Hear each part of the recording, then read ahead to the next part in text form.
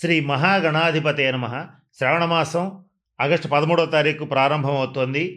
ఎవరైతే లక్ష్మీ కటాక్షం కోరుతున్న స్త్రీలైనా పురుషులైనా ఉంటారో వాళ్ళు చక్కగా పూజ చేస్తారు.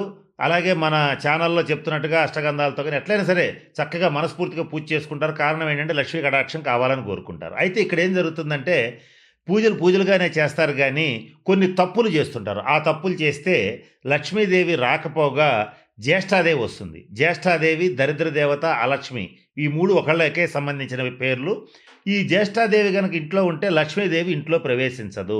జ్యేష్ఠాదేవి ఉండకూడదు అంటే కొన్ని పనులు చేయకూడదు. అదేంటంటే గడప మీద కాలు పెట్టి తొక్కి ఇంట్లోకి రావటం, ప్రధాన సింహద్వారం యొక్క గడప తొక్కి బయటికి వెళ్ళటం, ఇట్లా చేయటం అనేటువంటిది చేయకూడదు.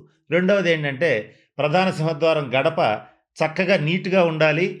దాని మీద ఏ రకమైన చెక్కుళ్ళు కానీ దెబ్బలు తగలటం కానీ, కొంతమంది ఏం చేస్తారంటే దాని మీద వస్తువులు వేసి ఆ గడపని కొంత భంగం చేస్తుంటారు, అంటే దెబ్బతీస్తుంటారు. ఇలాంటి పనులు చేయకూడదు. అలాంటి ఇబ్బందులు లేకుండా చూసుకోవాలి. అలాగే ఎవరైనా సరే ముఖ్యంగా శుక్రవారం నాడు లేదా శ్రావణ మాసంలో మన చేతికి డబ్బు ఇచ్చారనుకోండి, ఏదో మాటల్లో పడి ఆ డబ్బుని నేల మీద పెట్టేస్తుంటారు. ఇట్లా నేల మీద పెట్టకూడదు. కనీసం డబ్బును కానీ బంగారు నగలను కానీ పూర్తిగా నేల మీద ఉంచకూడదు. కనీసం ఏదైనా ఒక వస్త్రం కానీ ఒక చెక్కపీట కానీ ఏదో ఒక దాని మీద మాత్రమే డబ్బును ఉంచాలి. అట్లా లక్ష్మీదేవిని గౌరవిస్తేనే మన ఇంట్లో ఉంటుంది, కానీ అగౌరవపరిచేటువంటి పనులు చేస్తే ఉండదు. అలాగే సంధ్యా సమయాల్లో నిద్రించకూడదు.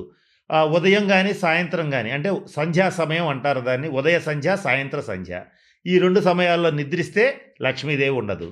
అలాగే గోళ్ళు కొరకటం, ఎప్పుడు పడితే అర్ధరాత్రి అపరాత్రి అనకుండా గోళ్ళు తీయటం, ఇటువంటివి చేసినా కూడా అలక్ష్మీకరాలు, అంటే లక్ష్మీదేవి ఆ ఇంట్లో ఉండదు.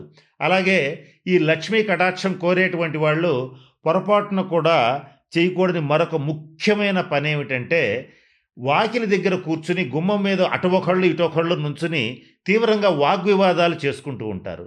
ఇలా అస్సలు చేయకూడదు. అలా చేస్తే ఆ ఇంట్లో లక్ష్మి ఎప్పటికీ నిలబడదు.